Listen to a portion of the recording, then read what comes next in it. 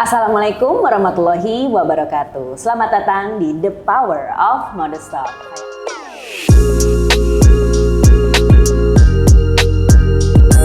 Saya Hana Farid dan senang sekali bisa berbagi inspirasi, berbagi cerita, berbagi kisah di balik perjalanan setiap brand modest fashion. Dan kami percaya bahwa setiap kisah itu harus didokumentasikan, diceritakan karena pengalaman-pengalaman itu berharga untuk diceritain dan dijadikan pembelajaran bagi kita semua yang menonton The Power of Modest Talk. Dan sekarang saya nggak sendirian, langsung kita sambut Lira dari Jenna & Kaya. Kalau dari bajunya udah ketahuan sih ya dari tadi aku opening. Pokoknya kalau yang udah beats gini, beats lagi. Ini aku banyak juga ya. Semua top to toe pakai Jenna & Kaya. Udah tadi di belakang sebelum ini kita udah cerita.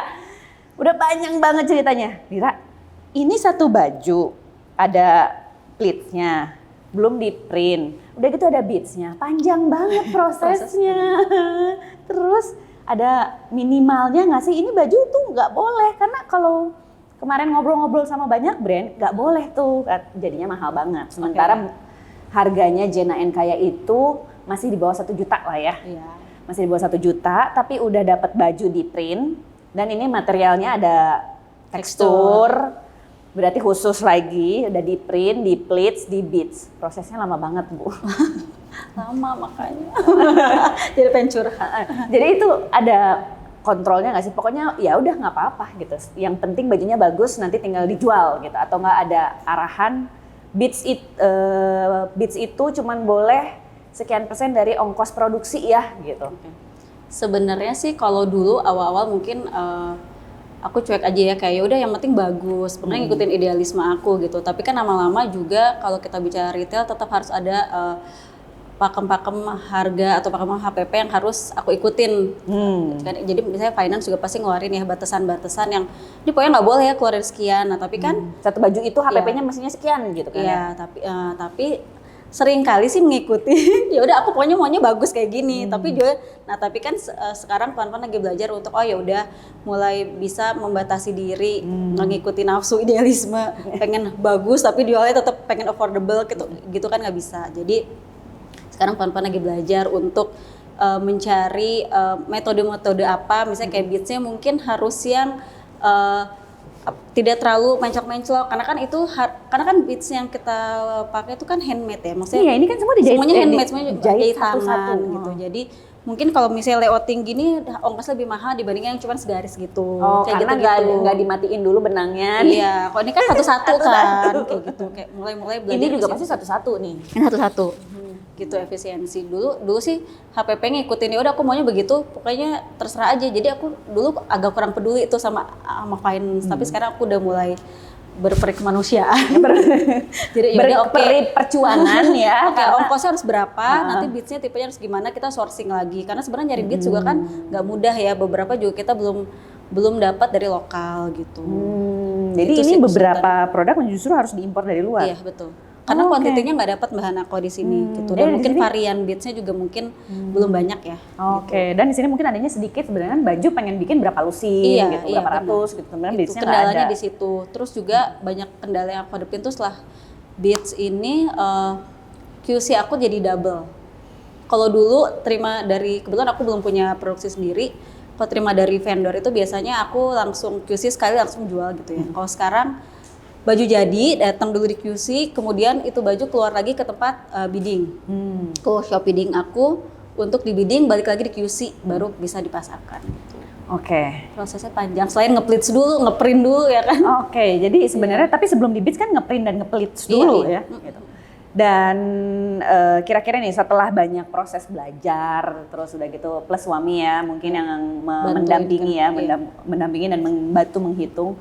Jadi sebenarnya sih aksesoris ini tuh boleh, misalnya aja, kamu dikasih uang dari finance, pokoknya ongkos produksi cuman boleh 50.000 gitu ya. Nah dari 50.000 itu beadsnya tuh cuman boleh berapa persen?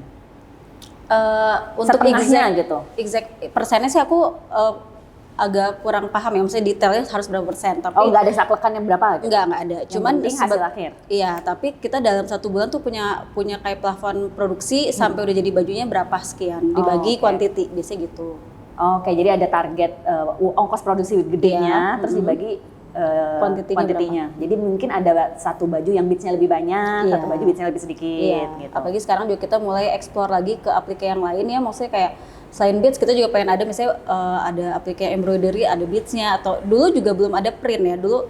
Cuman kan mau nggak mau kalau brand harus ngikutin maunya market gitu ya. Mbak adain printing dong, dimana printing itu pasti HPP-nya lebih besar lagi daripada baju polos yang di bidding gitu. Iya dong. Oh, kepikir baju polos karena ini lebih susah. Enggak, karena sebenarnya HPP kain di print itu lebih mahal dibandingin ongkos ini kalau misalnya kayak gini polosan polos. tapi di beads gitu. Itu kan lebih mahal yang di print. Oh, yang di print dan di beads. Oke, pasti. Belum BM lagi kan pengen di pleats gitu. Soalnya prinsip aku kalau ada yang susah kenapa nyari yang mudah? Kalau ada yang susah kenapa nyari yang mudah, dibalikin. Dan kalau ada yang kenal Jana N Kaya, aku tahu Jana N Kaya dari 2017. Iya, zaman 16. dulu. Aku masih baru sih itu. Itu beneran awal ya. Langsung ngeliat, wah ini pecah pola. Langsung mikir, bikin polanya gimana ini? Karena dulu tuh ada kayak asimetris. Terus potongan blusnya tuh nggak di sini tapi mungkin di sini, terus miring gitu. Itu transisi dari model yang seperti itu, karakter yang seperti itu sampai sekarang tuh identik. Kalau Jana N Kaya pasti ada beads-nya. Iya. Jadi kalau aku pakai baju ada beads-nya, itu Jana N Kaya ya? Ya udah iyain aja. Mungkin brand iyain aja. Jadi tuh sebenarnya nggak sengaja sih. Jadi dulu kan ini semua tuh perbidingan itu sebenarnya nggak pengen berubah DNA ya. Cuma sebenarnya DNA-nya tuh tetap dengan tagline kita kan, uniquely wearable. Jadi karena aku basicnya tuh pengen punya brand yang memang taste aku tapi ada gaya akunya, karena aku kan dulunya mantan karyawan di sebuah perusahaan. Jadi aku tuh selalu pengen tampil rapi, preppy look gitu. Terus aku tuh senangnya yang tampilannya kayak dulu kerja di mana sih, di bank? Di Telkom. Oh, di Telkom. Aku di Telkom. Jadi terus belakang meja gitu, jadi selalu maunya rapi, berhigh heels. Jadi kan aku selalu berhigh heels. Terus nah dari situ aku dulu pengen punya brand yang memang nggak ribet, jadi udah stand out tapi nggak ribet gitu, nggak harus ganti baju. Jadi semua tuh kayak pengen unik tapi ada dalam satu baju. Tapi itu fungsional juga. Jadi karena aku dulunya anak kantoran, jadi aku merasa kayak misalnya dari kantor ke ada event lagi tuh nggak usah ganti baju, itu baju masih bagus gitu. Nah sebenarnya awal pemikiran itu di situ gitu, sampai akhirnya bikin. Dulu sebelum pandemi mungkinnya aku kan bikin Jana Kaya 2016. Sangat mudah mencari bahan-bahan yang unik, aku bisa mencari di market gitu. Aku bisa hunting sendiri dengan kuantiti yang dulu Jana Kaya masih sedikit ya gitu. Berangkat dari berapa lusin tuh? 2 lusin? 10 pieces. 10 pieces? 6 pieces bahkan ada gitu. Kalau bottom biasanya 6 pieces, terus kemudian atasan 10 pieces. Nah kalau dulu mengikuti kemauan aku mencari bahan-bahan yang unik-unik dengan kuantiti segitu kan mudah.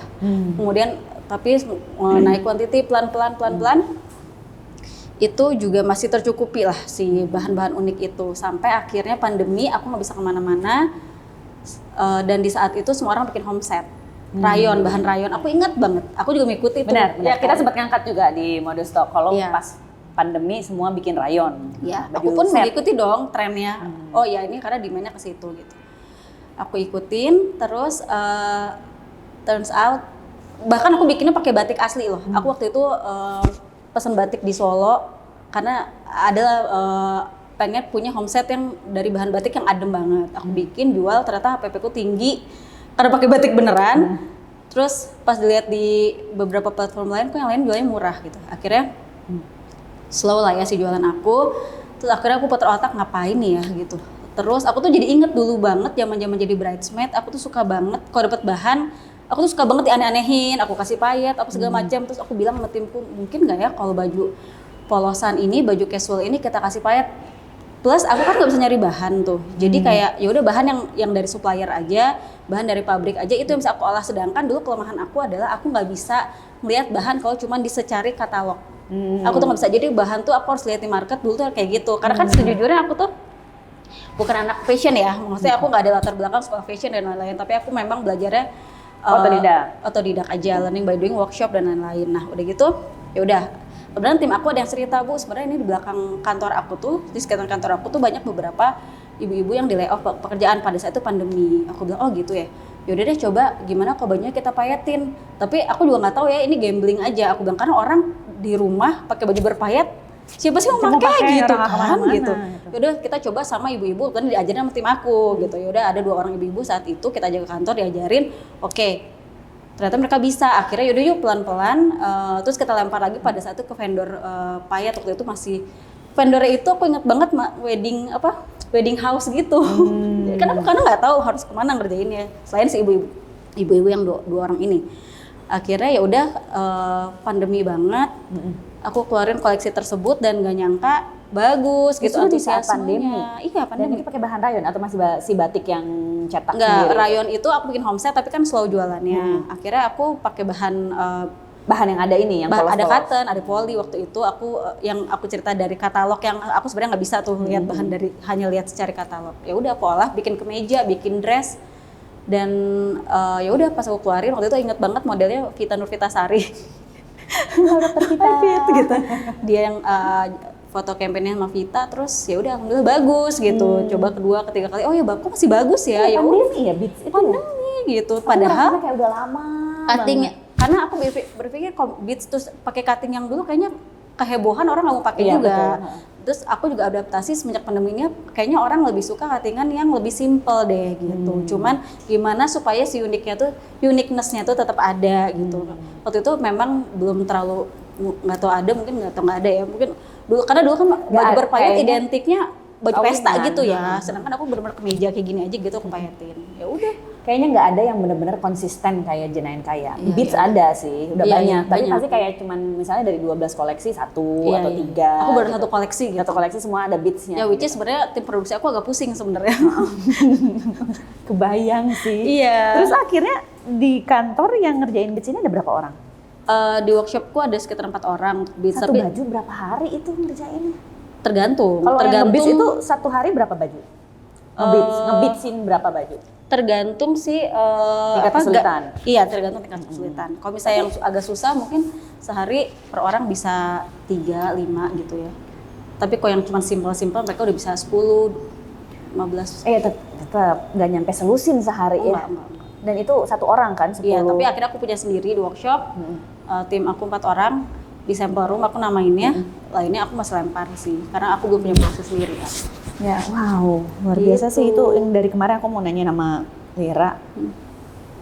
Ribet banget loh. Resikonya juga banyak ya. Aku sih seneng gitu. Oke, dengan harga segini ada kerutan di sini, kan? Kalau bisa susah kenapa mesti mudah? Ada kerutan di sini, nambah karet. Resiko rejectnya banyak. Bahkan pernah nih, ya Allah, pernah 1 kali vendor itu ngasihin bajunya yang dipayet cuma sebelah. Ya udah sebelah aja. Terus dijual. Ya, akhirnya dijual di warehouse ketika reject sale gitu. Aku juga nggak ngerti kenapa nggak diselesain. Mungkin dia menyerah. Jadi cuma 1 tangan gitu. Jadi kan misalnya ada di kiri kanan tuh ya biddingnya. Ini vendor ini tuh dia ngerjainnya cuma sebelah aja gitu. Padahal dijual aja kan mungkin. Iya. Tapi akhirnya ya dijual aja juga. Alhamdulillah dan laku gitu. Kan tetap uniknya gitu ya. Gitu. Terus ini ngomongin koleksi gitu. Kalau sekarang juga aku mau melihat ada yang beda dari Jenain Kaya, lebih banyak kolaborasi. Iya. Ya, jadi 1 tahun tuh banyak. Terakhir kita yang kolaborasi sama Mbak Analisa. Iya. Habis itu ada lagi gitu. Ini sebuah strategi untuk apa? Melebarkan pasar atau selalu ada di fase apa ya?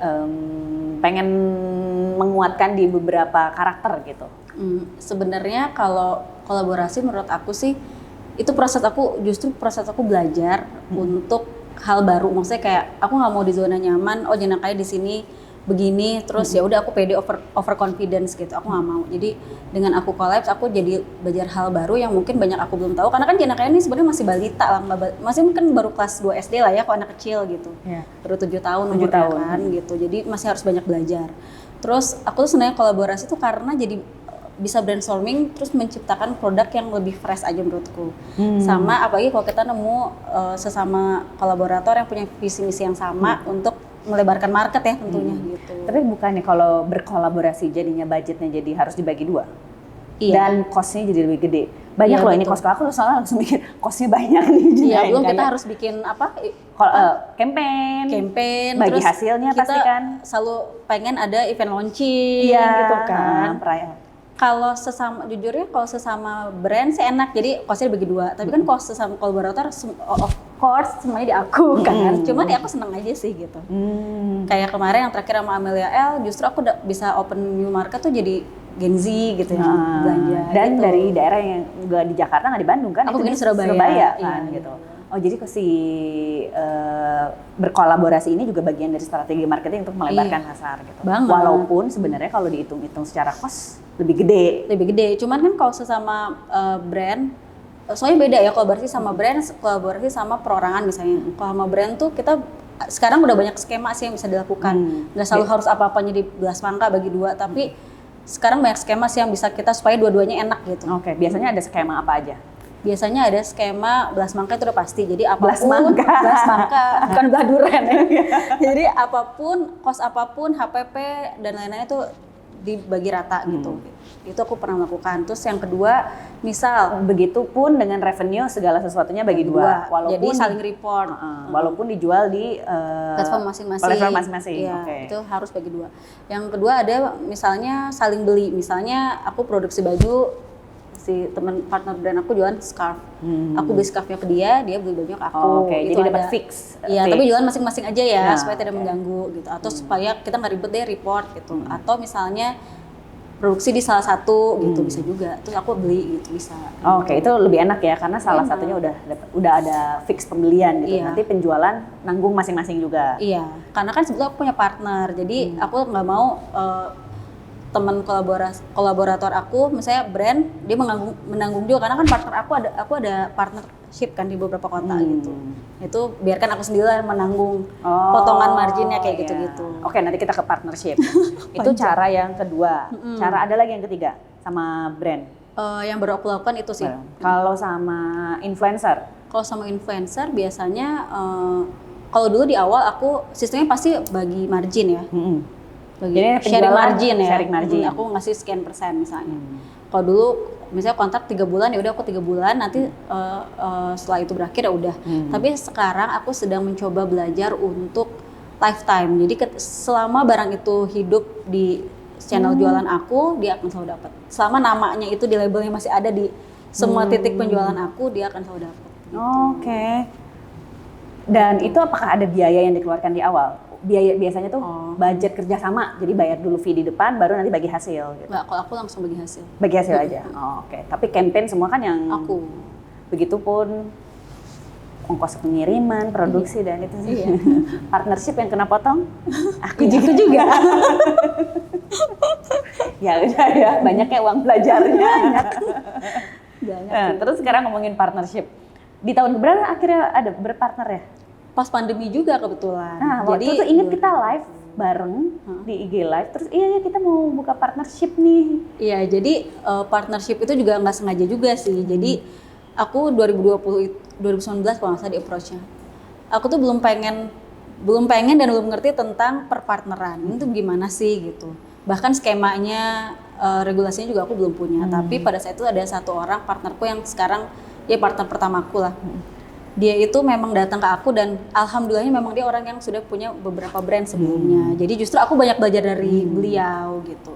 Dan enggak mbak, udah nggak apa-apa bisa gini. Jadi aku nyusunnya sambil diajarin gitu. Oh gini mbak, oke sambil kita juga ngolah di kantor. Oh ya oke, masukan-masukan dari beliau tuh kita godok lagi di kantor. Bagaimana sih sebenarnya yang bagus untuk si Jana Kaya. Dan bukannya juga pas pandemi April 2020. Iya. Terus sekarang udah ada berapa partner? Sekarang itu 14 yang udah buka, tapi masih ongoing. Ongoing berapa jadi? 20-an. 21. Wow, 21 lah 14. 21. Jadi lagi ongoingnya ada 6 sampai 7 Iya. kota. Kota. Dan ini pasti udah partnership satu, terus dia punya karena Iya. membuka saya punya temennya Benar. terus udah gitu Word kalau of mouth. misalnya suksesnya sama ini bikin lagi gitu ya. Dan biasanya circle-nya tuh sama gitu. Atau misalnya, nah makanya aku memang suka ngasih tau ke mereka, apalagi yang belum, ada juga beberapa yang baru. Jadi benar-benar yang dia benar-benar baru mau belajar bisnis terus buka Jana Kaya ada gitu. Kotanya banyak juga ya 20 ya. Tapi waktu Sumat- pertama di mana? Palembang. Palembang.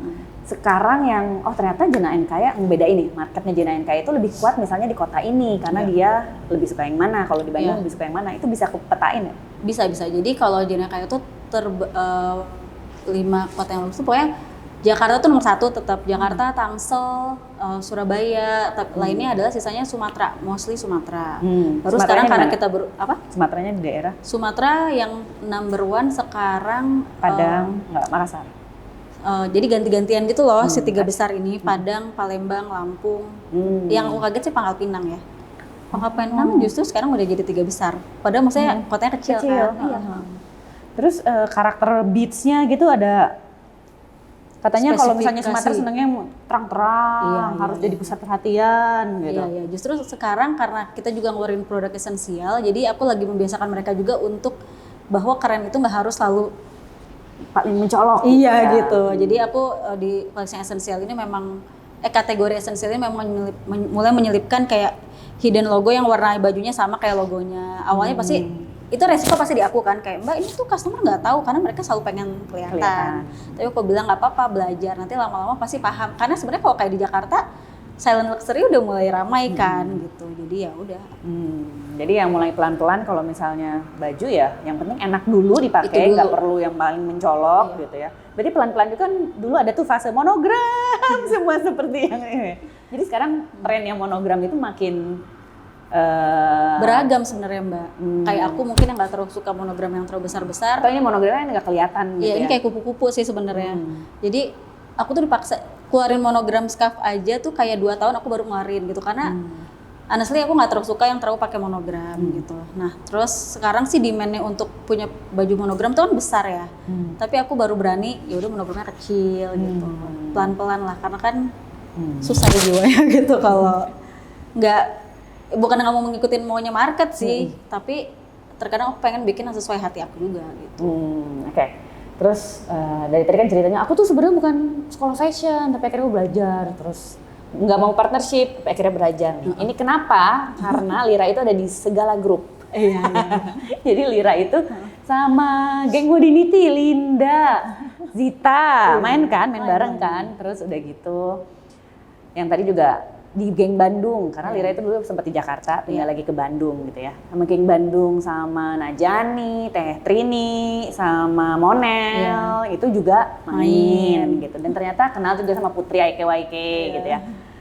Itu ada di berbagai macam grup, tapi yang membedakan sebagai business owner, karakter Bandung, Jakarta, itu gimana? Bisa kebaca nggak? Yang membedakan mungkin kalau yang aku alamin pace-nya kali ya. Dulu ketika aku di Jakarta ya lumayan lah, pace-nya lumayan bikin aku ngos-ngosan gitu. Tapi aku menikmati sih, maksudnya nggak kerasa karena kan mungkin lingkungannya begitu ya, mungkin ya habitnya mungkin beda. Nah pindah ke Bandung beda lagi nih rasanya, kayak bahkan ada beberapa temanku di Jakarta yang bilang, lo tuh sekarang kerjanya main mulu deh, arisan mulu deh gitu. Enggak kok, gue kerja gitu, maksudnya kayak karena yang diposting kan selalu itu ya gitu ya, kesannya lagi main. Aku sempet diprotes sama salah satu sahabatku lah ada. Kok sekarang main mulu sih gitu, sedangkan dia kerja gitu. Iya tapi gue seneng kok gitu, tapi maksudnya ya yang bedaan itu lah, mungkin Bandung vibes-nya lebih santai, tapi sebenarnya yang tidak terlihat di Instagram ya kita kerja kok masing-masing gitu. Jadi mode ambinya berbeda gitu ya? Beda. Pace-nya beda lah. Pace-nya beda gitu. Terus apalagi yang dipelajarin setelah masuk ke Bandung, terus orang Bandung tuh kan dikit-dikit pengen produksi, begini pengen produksi, iya nggak sih? Iya benar. Jadi dikit-dikit pengen bikin ada activation apalah, ini apalah gitu. Iya. Yang ngebedain lagi mental yang membedakan Lira dulu di Jakarta sama di Bandung, apalagi selain lebih chill tadi ya? Lebih chill ya, kayak tadi aku bilang Mbak Hana, POV aku terhadap hidup juga jadi berbeda loh gitu. Oh mungkin apa yang merubah aku ya? Sebenarnya ya lebih ke diri akunya sih ya, lebih tidak terlalu tergesa-gesa sih yang pasti ya, kayak tidak terlalu menurunkan ekspektasi sih, yang aku bisa bilang kayak gitu ya. Mungkin kalau dulu ekspektasi aku tinggi banget, sekarang aku pelan-pelan menurunkan ekspektasi. Tapi lebih santai nggak? Lebih santai, lebih enak loh. Tapi suami lebih menerima kalau sekarang lebih santai? Santainya bertarget kok dia. Oh dia santainya bertarget. Oke boleh main, tapi ya kalau dia yang penting output sih, yang penting output kerjaannya beres, itu aja sih. Ya kelihatan sih dengan ada 14 lalu tiba-tiba 20. Iya. Jadi ya kalau dia suka bilang gini, ya aku sih misalnya aku suka itu si story itu berapa ya misalnya. Nggak tahu aku, karena kan dia megang manajerial ya. Aku nggak tahu, nanti aja lihat di akhir, dia selalu bilang gitu. Jadi oh ya udah deh, yang penting kita tuh kerja nggak harus ibaratnya kalau kata orang Sunda nggak harus nundukin nungkulan tuh apa ya? Nungguin satu persatu ngeliatin, tapi jangan ditongkrongin jangan gitu. Ditongkrongin, yang penting lu beres aja ngerjain target sesuai target gitu. Itu dari produksi terus dipisahin ke partnership. Berapa persen yang langsung ke customer dijual sendiri? Nah dulu kesalahannya adalah, mungkin teman-teman harus belajar dari aku yang nanti pengen punya partner. Aku tipe orang yang selalu mendahulukan partner. Jadi karena aku sudah punya komitmen ya, jadi ibarat aku punya produksi misalnya 500 piece. 100 deh paling enak. Oke, 100. Kayaknya aku dulu pernah bahkan aku mungkin cuma 10.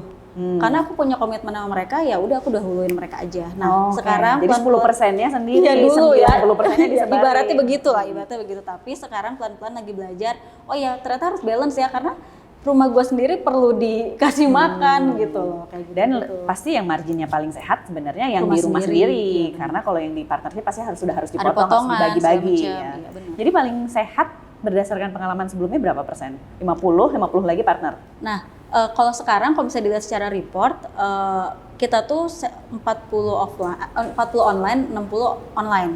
Secara omset 40 misalnya offline, online. 40 online, 60 berarti artinya lebih besar offline kan, semenjak ada toko. Nah, tapi sekarang kita lagi pengen at least 50-50 deh sama gitu. Dan kalau di online sendiri, selain di website sendiri, di mana lagi? E-commerce. Kalau toko-toko punya e-commerce sendiri? Enggak. Jadi e-commerce itu hanya punya pusat. Jadi gitu. Toko aja ya? Toko aja, offline aja kan, peruntukan mereka untuk offline. Oke. Online Online. Bulan ini sama kolaborasi ini, bulan depan sama ini bulan depan sama itu. Memilihnya gitu. Ya. Itu tuh dari misalnya sekarang udah dipilih nih buat 2024 gitu, atau ya ntar nunggu 6 bulan bajunya dulu dibikin baru oke, kita collab sama ini gitu. Oke, memilihnya sebenarnya biasanya itu berawal inisiasinya dari aku dulu. Aku punya beberapa calon yang aku taksir untuk ini kayaknya collab, tapi tetap balik lagi ke tim. Mereka harus menganalisis dulu. Ini bagus nggak? Kayak misalnya contohnya aku punya 2 calon kolaborator KOL misalnya. Aku suka dia masih ini. Boleh nggak dianalisisin dulu, karena suami aku benar orangnya data banget, jadi nggak bisa hanya based on kamu suka terus dia fit nggak sih ke market kita gitu. Jadi tetap harus dilihat nih dia mungkin gayanya sama nggak sama netizen kita, terus sama followersnya Jenain Kaya gitu, kayak gitu tetap harus dibalikin lagi ke tim sih. Kayak terus risetnya berarti tetap ke tim. Oke. Terus apalagi misalnya ya lifestyle-nya berarti harus yang sama. Iya, kurang lebih. Oke, tapi kota juga terserah ya, karena kemarin sudah mencoba. Oh, untuk kota kolaborasi, iya karena tetap aku. Misalnya Bandung tuh cuma boleh 3, sisanya harus Jakarta gitu. Iya, udah dicoba. Nah kemarin aku mau cerita, jadi aku bikin aktivasi di Bandung, tetap harus di Jakarta kayaknya. Oh iya.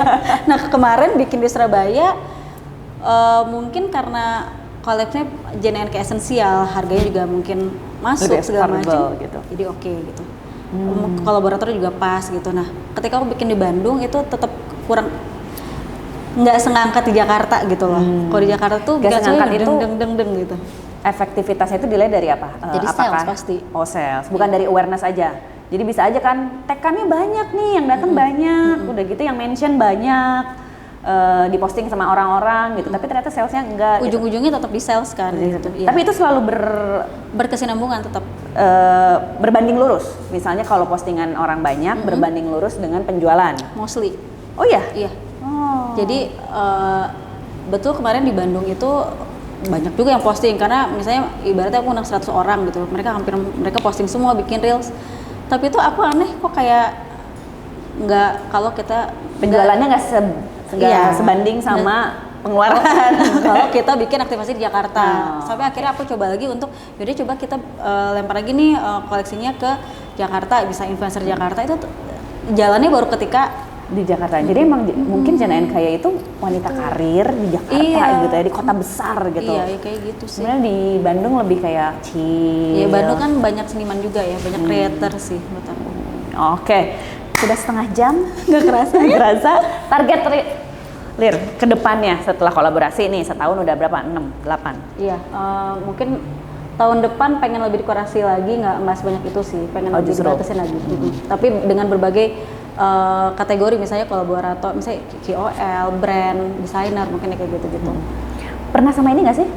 Brand bukan brand modest fashion tapi kayak produk gitu. Misalnya kayak FMCG gitu, misalnya sama sabun, sama lotion Nah, gitu. kita cross market itu belum. Oh, cross market. Pengen, makanya tahun depan pengen yang berbeda gitu. Tahun depan tuh kita akan ada collab sama desainer senior di Indonesia. Terus kalau KOL sih tetap untuk brand dan produk yang cross market gitu, kita lagi coba siapa ya, lagi coba discuss. Oke, nanti sama Modest Talk ya di jembatani ya, karena sudah ada yang bertanya ya. Gitu. Comblangin boleh Ya, loh 2024 ya. Sepatu udah pernah, Ya, sepatu pernah. aksesoris pernah. Gitu. Tinggal yang produk itu yang belum, ya. Misalnya produk shampoo atau Iya, lotion gitu belum, ya. belum. Gitu. Oke, terus apa lagi targetnya untuk menutup sesi ini? Targetnya apa ya? Targetnya pengen aku lebih, kebetulan aku punya rencana untuk kuliah lagi, jadi aku sekolah bisnis. Jadi aku Di target sini aku apa di luar? Apa online nih? Online. Online dulu, oke. Jadi aku target untuk diriku sendiri dan nantinya juga untuk brand, aku pengen sejenak kayak ini mungkin lebih knowledgeable lagi aja. Aku pengen belajar lebih lagi, terutama di bidang bisnisnya atau mungkin mengembangkan produknya, sehingga produknya itu bisa apa ya, lebih menjangkau lebih banyak customer lagi gitu. Nggak hanya orang-orang berpikir oh jenang kayak ini hanya buat orang-orang yang pengen tampil dressy gitu, tapi buat orang kan, karena ada beberapa market yang juga nggak selalu dressy kan gitu. Makanya aku pelan-pelan bikin jenang kayak esensial kayak gitu-gitu. Oke. Pengen lebih wide aja customernya. Oke, terima kasih Lira. Sampai jumpa besok. Ke Jakarta nggak? Oh enggak ya, nggak ke Jakarta. Oke, sampai jumpa tanggal 14 Desember, datang ke Jakarta Modest Summit. Siap. Oke, thank you. Mbak. Mohon maaf untuk kalau ada salah-salah. Jangan lupa subscribe di Modest Talk, dan kita tunggu di episode selanjutnya di The Power of Modest Talk. Wassalamualaikum warahmatullahi wabarakatuh. Waalaikumsalam.